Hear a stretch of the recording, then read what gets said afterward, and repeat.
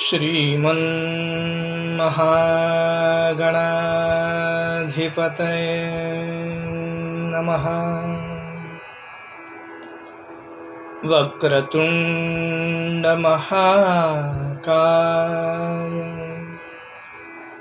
सूर्यकोटिसमप्रभ निर्विघ्नं कुरु मे देव सर्वकार्येषु सर्वदा। सर्वमङ्गलमाङ्गल्ये शिवे सर्वार्थ साधिके शरण्ये त्र्यंबके गौरी नारायणी नमोस्तुते। गुरुर्ब्रह्मा गुरुर्विष्णुः गुरुर्देवो महेश्वरः गुरुः साक्षात् परब्रह्म तस्मै श्री गुरवे नमः। अवधूतचिन्तन श्री गुरुदेव दत्त। नमस्कार। श्रीपाद श्रीवल्लभ स्वामी महाराज बद्रीवनातनं निघावे आणि दर मजल करत करत प्रवास करत करत समाजाचा उद्धार करण्यासाठी, त्यांना मार्गदर्शन करण्यासाठी म्हणून प्रवास करत करत दक्षिण प्रांताला गोकर्णाला येऊन थांबलेत. गोकर्ण जिथं भगवान कर्पूरनाथांचा साक्षात वास आहे. भगवंताचं आत्मलिंग तिथं स्थापन आहे.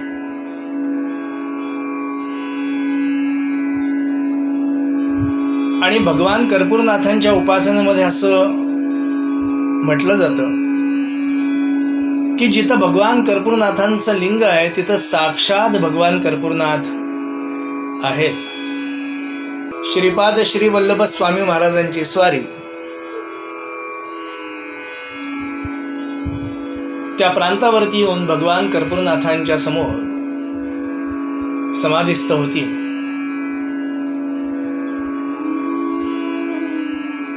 अलौकिक कथा आहे गोकर्णाची.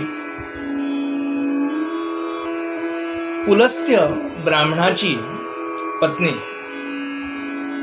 नाव तिचं कैकया, भगवान कर्पूरनाथांची निस्सीम भक्त. प्रतिदिवशी भगवान कर्पूरनाथांची पूजा केल्याशिवाय मुखामध्ये अन्नाचा कणही घ्यायचा नाही, पाण्याचा थेंबही घ्यायचा नाही, हे तिचं व्रत आहे. आणि या व्रताची नित्य नियमाने उपासना करत असताना एक दिवस भगवान कर्पूरनाथांचं हे लिंग तिला कुठं उपलब्ध झालं नाही. म्हणून नदीमध्ये स्नान करावं, त्या नदीतलीच माती काढावी आणि त्या मातीचं शिवलिंग करून हिने त्याची पूजा करावी. अर्थात हिचा मुलगा त्यावेळेला तिथे यावा. नाव त्याचं दशानन, ज्याला रावण म्हणून सगळेजण ओळखतात. आपल्या आईची चाललेली ही मातीची पूजा पाहून खेद वाटावा. माझ्यासारख्याच्या आईने मातीची पूजा करावी? सगळे देव ज्याच्या ताब्यात आहेत त्याच्या आईने मातीची पूजा करावी असा विचार करून रावणाने आईला विचारलं, कशासाठी ही पूजा करतीयस? कैलासनाथ प्रसन्न होण्यासाठी म्हणून मी ही पूजा करतीये. हे ऐकल्यानंतर कैलासाची प्राप्ती व्हावी म्हणून ही जर पूजा करत असशील आई, कशाला एवढे त्रास घेतेस? मी कैलासच इथं घेऊन येतो. अशी गर्भोक्ती करून रावणाची स्वारी तिथून निघाली आणि भगवान कर्पूरनाथांचं वसतिस्थान म्हणजे कैलास, त्यांना कैलासनाथच म्हणतात, कैलासावरती विराजमान असणारे भगवान कर्पूरनाथ, त्या कैलासाला आणण्यासाठी म्हणून रावण जातात. आपल्या 20 हातांनी आणि 10 शिरांवरती कैलास उचलून धरतात आणि तो गदा गदा गदा गदा हलवून आता इकडे घेऊन यायचा. अर्थात कैलासावरती त्यावेळेला असणारे शिवगण, मातृगण, साक्षात पार्वती मातोश्री सुद्धा क्षणभर घाबरल्या. कर्पूरनाथांना विचारलं, महाराज काय होतंय? कर्पूरनाथ हसले, माझा भक्त लीला करतोय. अहो महाराज, पण त्याच्यामुळे कैलासावरची सगळी लोक घाबरत आहेत. म्हणून भगवंतांनी आपल्या पायाचा अंगठा फक्त दाबला, याचा परिणाम त्या कैलासाच्या खाली रावणाचे 20 हात चेपले गेले. आणि ते हात चेपले जाण्याचा परिणाम जोरजोरात महादेवांचा तो गजर करायला लागला. भगवान कर्पूरनाथ त्याच्या समोर जातात, प्रसन्न होतात आणि प्रसन्न झालेल्या भगवंताला आळवण्यासाठी रावण वेगवेगळ्या रागांची निर्मिती करतो, वेगवेगळे मंत्र भगवंताच्या समोर सादर करतो, भगवंताला प्रसन्न करून घेतो. सप्तस्वरांची निर्मिती झालेली सृष्टीमध्ये निर्मिती झाली, तशी ती शरीरामध्ये सुद्धा निर्मिती झाली. आणि त्या जागेवरती त्या स्वराला स्थापन करून भगवंताला आळवणारा रावण प्रसन्न करून घेतो महादेवांना. बोल, काय हवंय? महाराज, माझी आई तुमची पूजा करते आणि कैलास लोकाची प्राप्ती व्हावी म्हणून आपली ती पूजा करते. म्हणून मी आईला सांगितलं की मी तुला कैलासच इथं आणून देतो.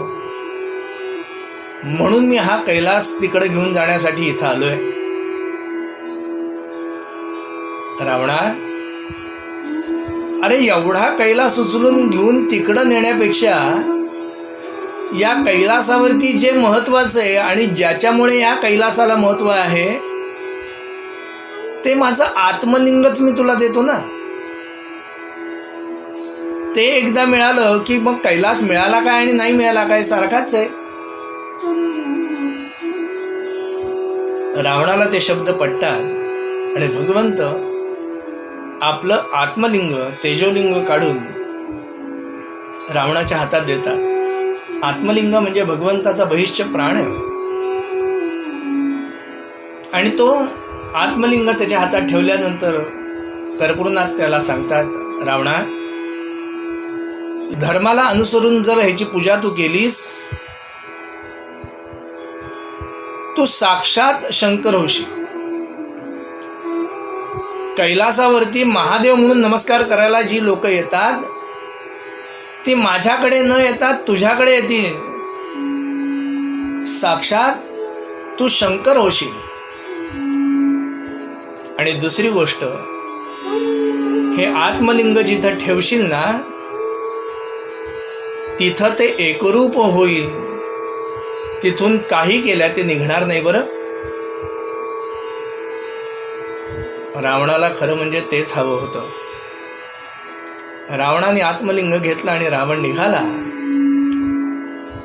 आणि समस्त देवमंडळामध्ये हाहाकार माजला. शंकर म्हणजे कल्याण, आणि हे कल्याण योग्य व्यक्तीच्या हातात पडलं तर खऱ्या अर्थाने कल्याण होतं, पण असुराच्या हातामध्ये पडलं तर मराठी भाषेमध्ये कल्याण या शब्दाचे दोन्ही अर्थ आहेत.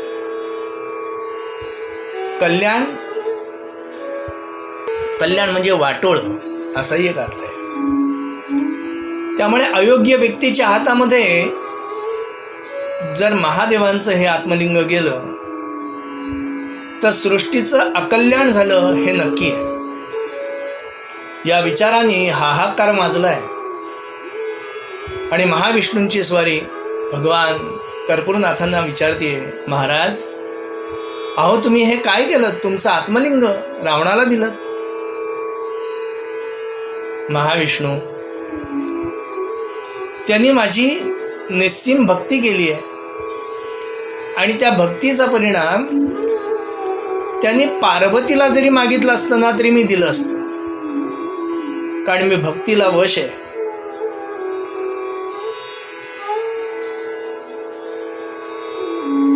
कधी दिलंय? किती वेळ झालाय? 5 घटका होऊन गेल्या. ठीक आहे. असं म्हटल्यानंतर भगवंतानी आपल्या हातातलं सुदर्शन सोडावं आणि सुदर्शनाला आज्ञा केली, आपण सूर्याच्या पुढ्यात जावं आणि सूर्यास्त होतोय असं भासवावं. नारदांना सांगितलं की रावणाला बोलण्यामध्ये गुंगवा,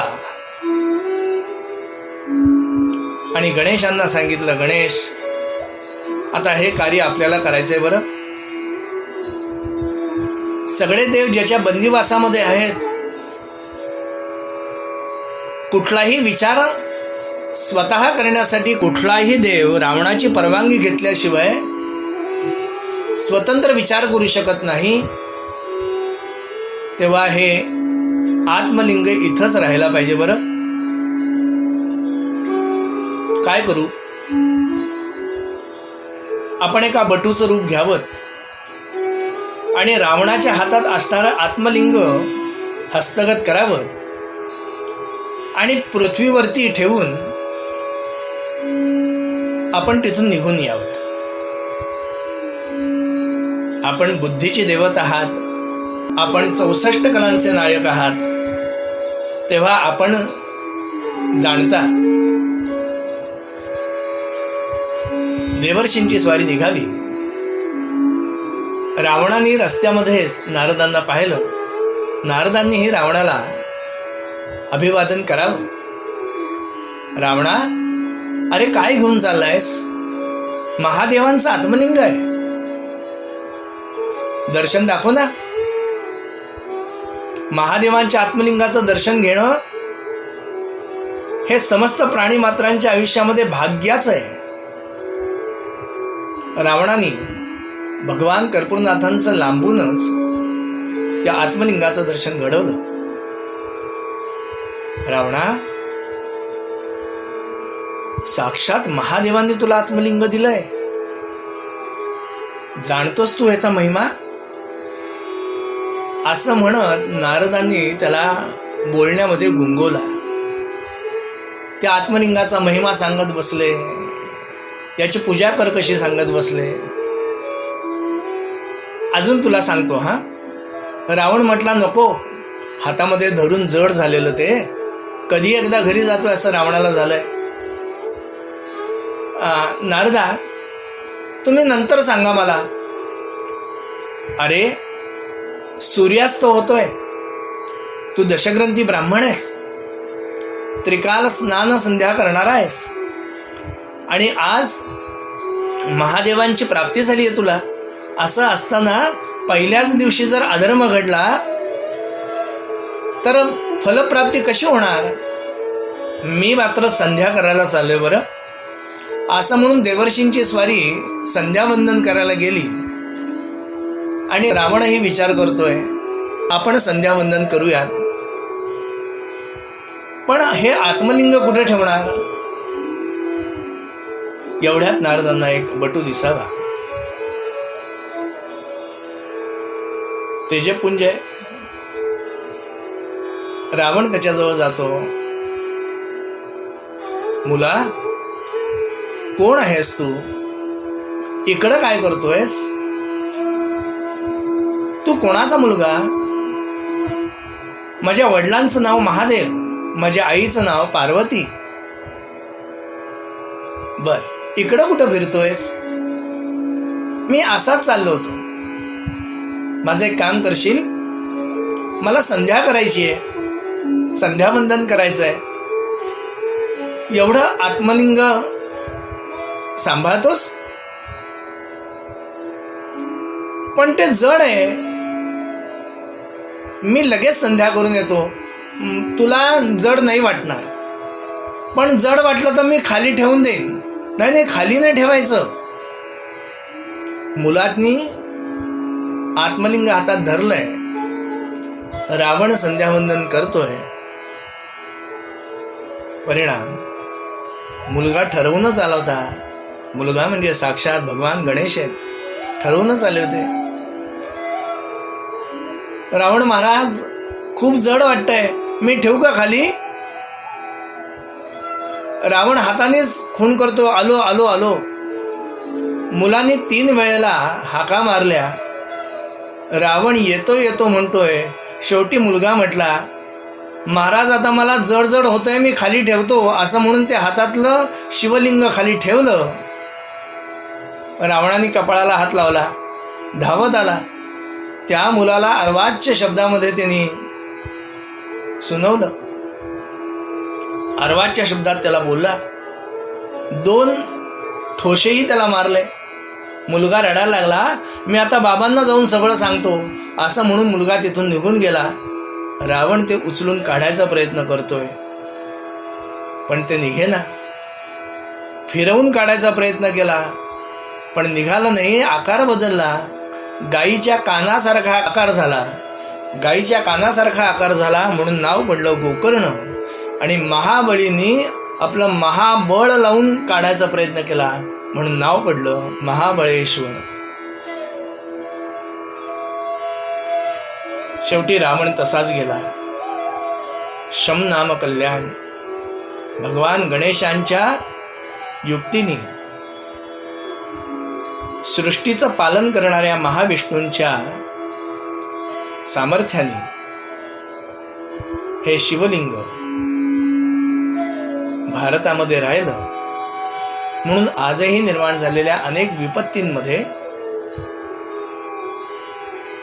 अजूनही कुठेतरी कल्याण, आनंद, शांती, समाधान शिल्लक आहे. अजूनही दुसऱ्यासाठी काहीतरी करायची इच्छा राहिली आहे.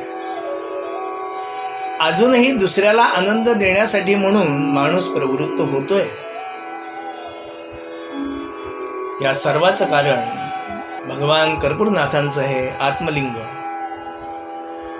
भारतामध्ये, भारतवर्षामध्ये राहिलं. ते गोकर्णाला म्हणजे साक्षात कर्पूरनाथांचं तिथं वास्तव्य झालं.